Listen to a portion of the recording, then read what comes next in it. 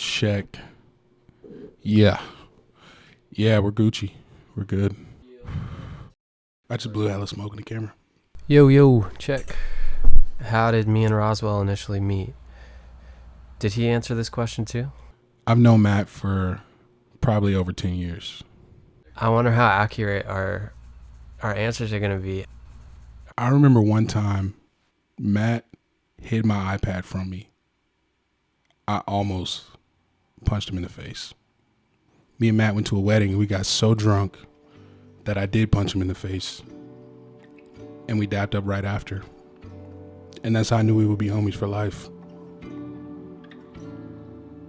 That's all. And I could barely stand. He said, get some water, man. I met Roz at church. Basically, Matt's dad was a pastor in Richmond. And we just had the same kind of mutual friends. He was in a rap group called DBS, which originally stood for The Business Squad. I'm sure he left that out. And then it was Deaf Beach Society. He has always just been such a creative dude. He was always working on something, like whether it was music or graphic design, or it's like he started this brand called Dawson when we were like 17 or 18, and like everyone around the like neighborhood was wearing it. I think that's another funny thing. Like, everybody from Virginia has started a clothing brand at some point. Like, if you from here, bro, you have gone to a t-shirt shop and been like, yo, I'm trying to start my own t-shirt brand. Growing up in Virginia was crazy because there was never a cap on what I thought was possible. It's not a lot of industry here, so it's not like LA, which is like there's a large industry presence, but there's no industry presence here. And that, I think, enables people to just create without somebody's looking over their shoulder thinking about how they're gonna take this to market. It was interesting, man, because like when I was 17, I was starting to like play gigs around Virginia Beach. And so I would play shows at like Peabody's and venues like that, and it would be like 3 rappers, and then it would be me. And at the time, I had like a fro, and I had an acoustic guitar, and I would play these emos. I sang with like this emo accent. She broke my heart. I hate my dad. You gotta get out of this town.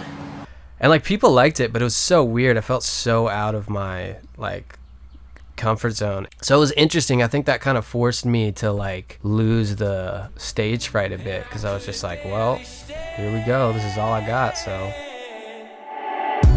He said, get some water, man. Matt would record his own music, I would record mine, but then I was just like, yo, we should just try to work on some stuff together, see what's up.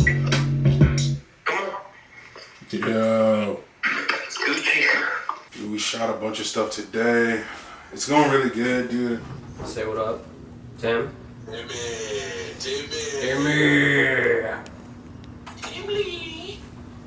Bro, that man got a full-blown beard, like.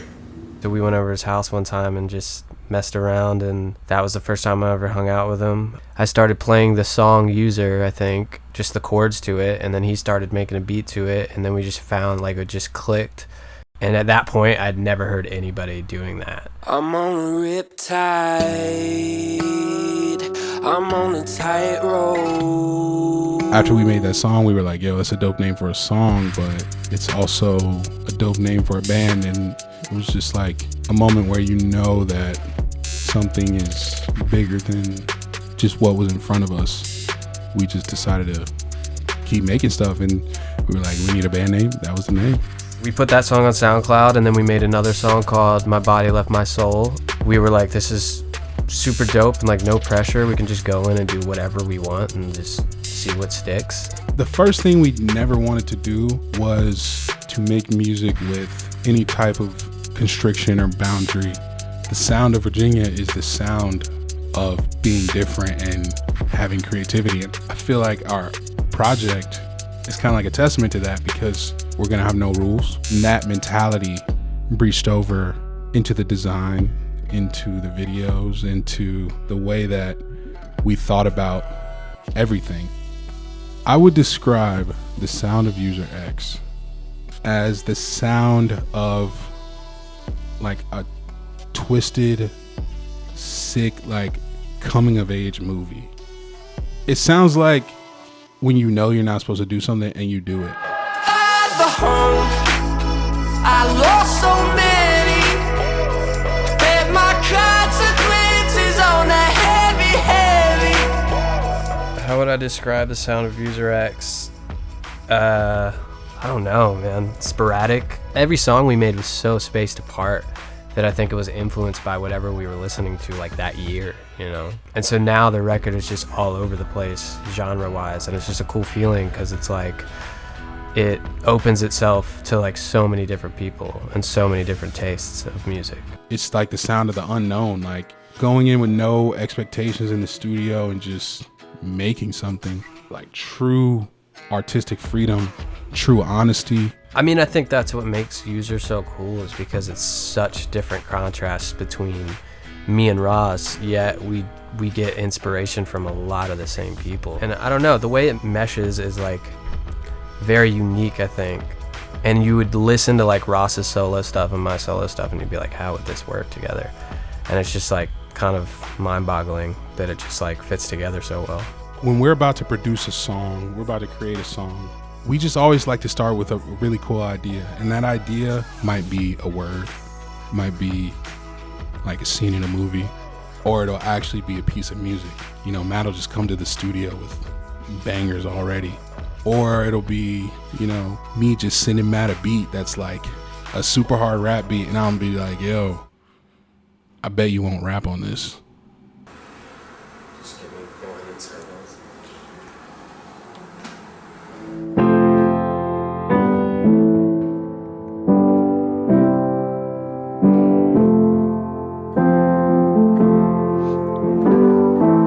It always felt really good to work on the User stuff because as a solo artist, like I found my lane and what I feel comfortable doing. And then with User, it was like I could try anything I wanted to. There was no pressure on it.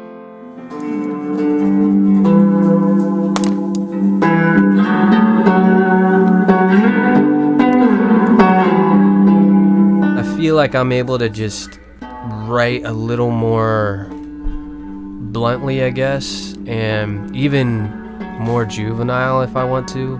Like some of the lyrics in this project are very like, it's what I would have said when I was like 17. A lot of times I'll write from a perspective of like, if I made the choice that I didn't make, whether it was a good choice or a bad choice, what would I think about myself and what would I think about the situation?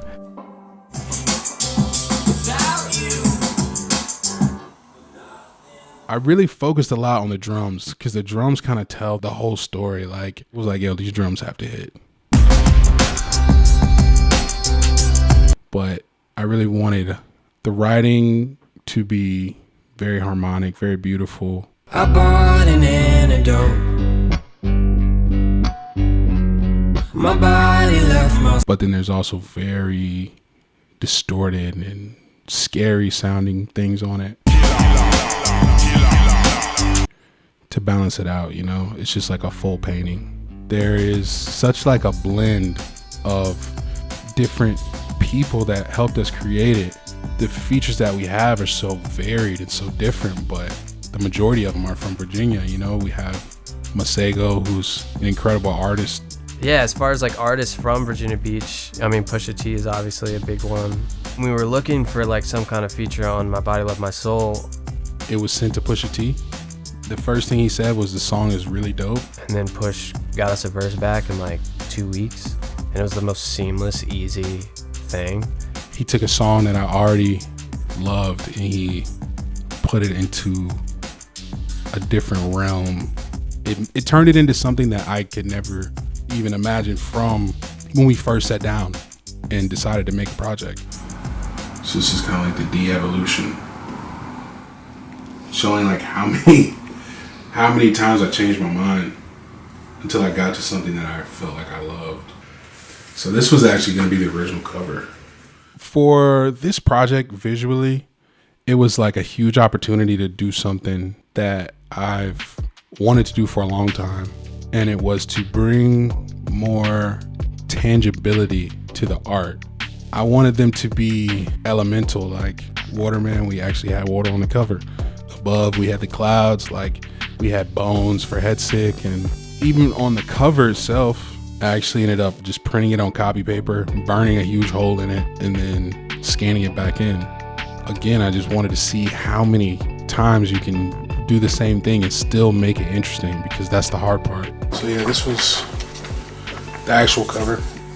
This was like a version that I had that was like real crumpled up and shit, but it didn't make the cut.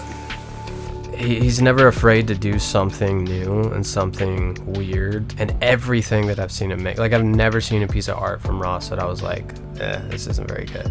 Every single piece I've seen, I've just been like, damn, that's crazy. But yeah, he's just an insanely creative dude, and he doesn't really let anybody else get in his way or like steer him away from exactly what he wants to make. Music informs design, and design informs music in a very crazy way.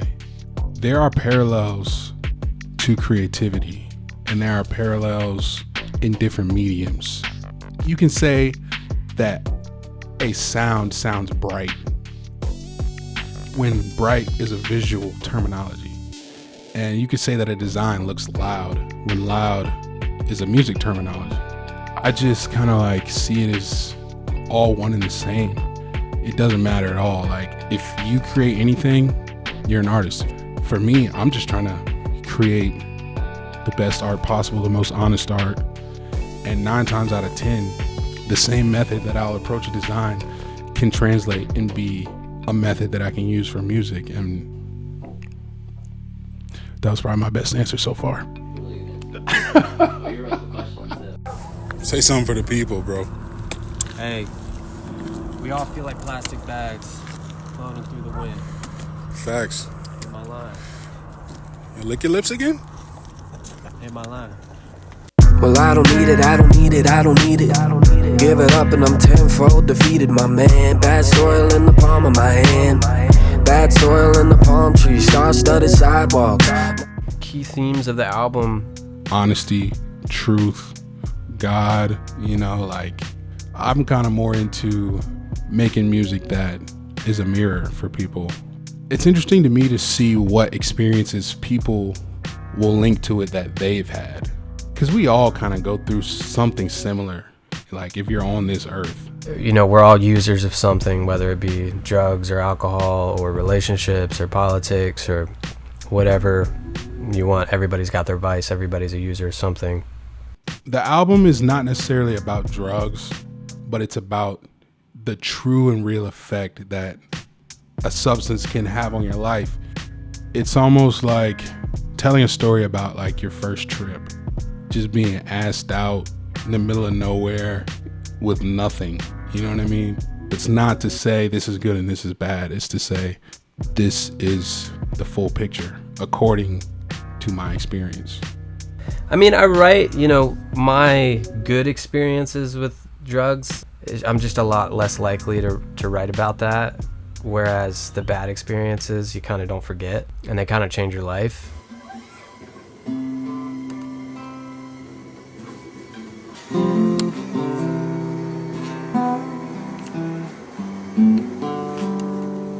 We had homies go to rehab. We had homies pass away. We had people that changed in front of our faces because of substance abuse or dealing with addiction. And I think in the same way it's about drugs, it's about spirituality, because some people use spirituality as a drug. I mean, in all of my music, there's faith is a really big part of my life. We both grew up in church. So I've always had, you know, my run-ins with my faith, and my faith is really important to me. So I do sing a lot about the conflicting thoughts I have about that. And in User, I'm able to kind of intertwine that with the experiences I've had with drugs and relationships and ups and downs, and where my faith, you know, relates to that. Anybody that's grown up in church that has experienced that, you know exactly what I'm talking about. And people will tell you what the world is. People will tell you what you should be afraid of, how it is outside. You know what I mean? As far as the content, it's definitely like birthed out of that world, but it's also birthed out of the experience of not necessarily like leaving that world, but opening the door and going outside.